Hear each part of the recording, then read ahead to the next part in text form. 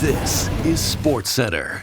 Hey, I'm Luca Celebre filling in for Marissa Roberto, and this is Digital Sportscentre presented by Montana's Barbecue and Bar. With free agency fast approaching in the NHL, it's time to start looking ahead. And a number of Canadian teams will have huge decisions to make in the coming weeks. But let's dive into what the offseason might look like for all 7 Canadian teams. And we're going to give you one a day until July 1st, with 2 teams going on the 30th. Likely going to be Western Conference teams, sorry, Vancouver and Calgary. Today, we have to start with the Leafs. They're in a very weird spot entering the offseason. Despite arguably their most successful season since the early 2000s, you could say they're the team that gave the Cup champs the most trouble in these playoffs. This roster is going to look a lot different. The main reason, obviously Mitch Marner, his time in Toronto is all but over. And the Leafs also have a bit of a situation going on with John Tavares.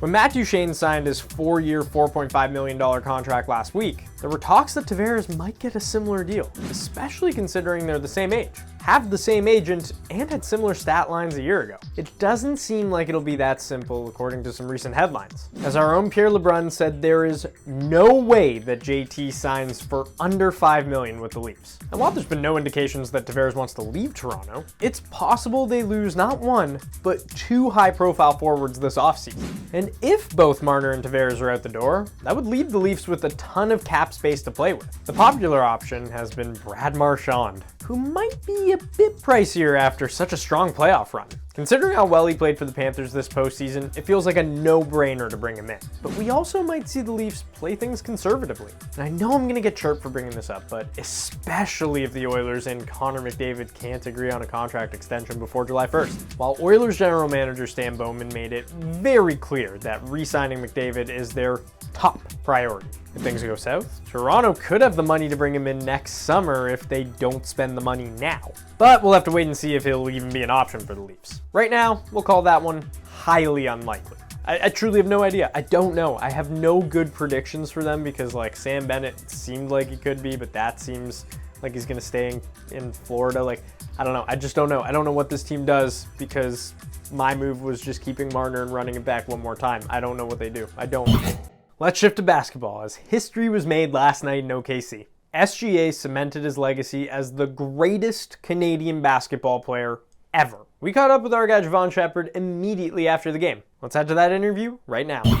Now joined by Javon Shepard from OKC in the sea of chaos. That looks incredible. I have not been on a court after a championship game, so I am jealous in this moment. Okay, Javon, so you've known Shea since he was 16 years old.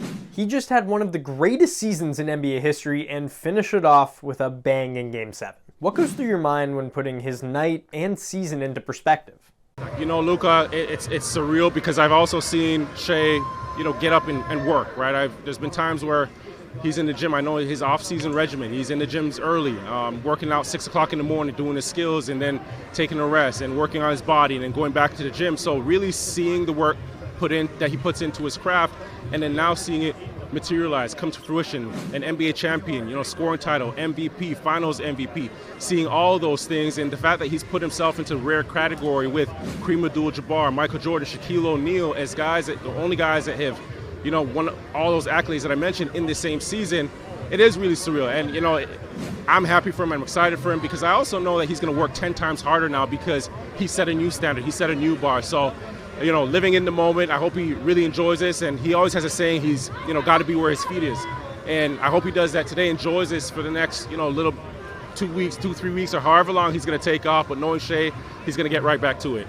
OKC just had the 5th best regular season in NBA history. And then they won the title and are arguably getting stronger given their assets. Is tonight the start of the next great dynasty in the NBA?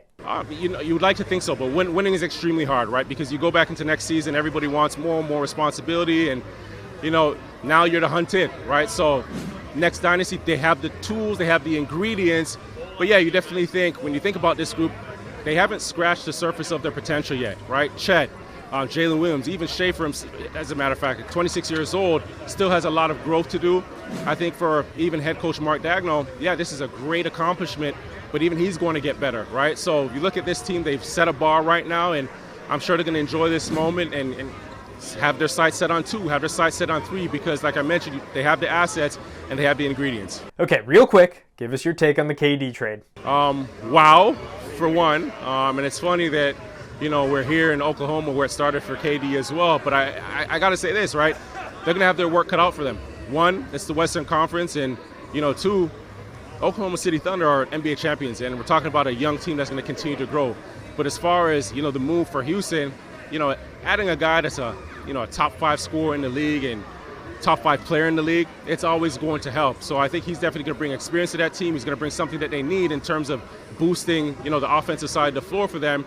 And they've gotten better. But like I mentioned before, the West is a complete gauntlet. And right now you're looking at some of the other teams. They're younger, and tougher, right? So we'll see when the season starts up, but great move for them. Javon Shepard, a pleasure as always. Thank you, Luca. Now let me go have some fun. Time now for Mic Drop Moments presented by the all-new Lincoln Navigator. Let's head to South Florida, where Sam Bennett had the mic drop moment during the Stanley Cup Parade on Sunday. They call us nasty. They call us bullies. So no, I would like to take this time to apologize to absolutely no one. We're the double champs. We do what the we want. Let's go! 8 more years, please. I don't want to play against this team ever. If I'm the rest of the league, I am throwing money at all of their free agents to break this up because this is not good for anyone else. And just a reminder to tune into the Navigator Cup on TSN on July 1st, immediately following Free Agent Frenzy. I've heard a lot of trash talk already, okay? I've been up close and personal with one of the 2 competitors here, and it's going to be a fun one, with some surprises along the way as well. Now joined by our guy, Stephen Caldwell. Great to see you, Stephen. Hi, Luca. The race for the 2026 roster is in full swing with the Gold Cup. So for the Canadian men's national team, whose stock has risen the most so far through 2 games? I think so far in this Gold Cup, Nathan Saliba's stock has risen the most. He's the one who's got 2 goals in 2 games, and he's had some starts, and so he's starting to get comfortable in a Canada jersey. So for me, he's risen the most so far in the Gold Cup. But many people have contributed, particularly in that first game, where Oliver Shea and Promise David have done very well also. But is anyone's starting position potentially in jeopardy? Starting spot in jeopardy, I don't really see that at the minute. I don't think anybody's done enough to actually suggest that a starting spot will leave. The one that everyone will be looking at is probably Kyle Larin, just for the fact that he hasn't started the Gold Cup game, and other people are getting an opportunity to show that they're capable of taking that jersey from him. But in my opinion at the moment, he's still in position to be a starter alongside Jonathan David. Ooh, it's a big name. I think a lot of Canada fans would be surprised to hear that, but that's why we play the games and see the race for the roster. Stephen, thank you so much for joining us. Thanks, Luca. To watch Stephen's full race for the roster breakdown, head to TSN's YouTube page or just click the link below. That's all for today. I'll be right back here tomorrow at 3 Eastern, noon Pacific. Have a great day.